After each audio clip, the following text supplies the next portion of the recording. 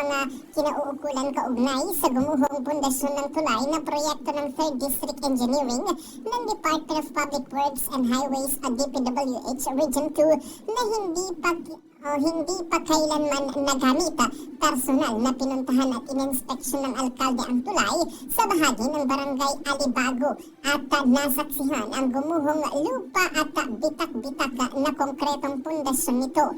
Pinaliwanag pa ni Mayor Decena na ang makawani ng DPWH o pinagpapaliwanag nito ang makawani ng DPWH dahil tila pinipilit pang gawin ang tulay gayong mayroon umanong abiso ang Department of Environment and Natural Resources Office na no building o no build zone ang lugar.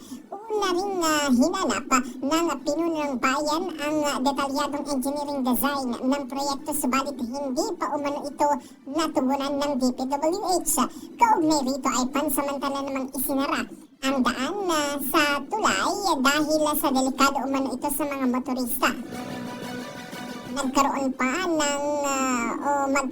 pa lamang umano ng pagpupulong ang DPWH sa lokal na pamahalaan ng Enrile at ng pamahalaang panlalawigan ng Cagayan upang isagawa ang masusing pagsusuri bago ideklarang ligtas ito sa mga biyahero.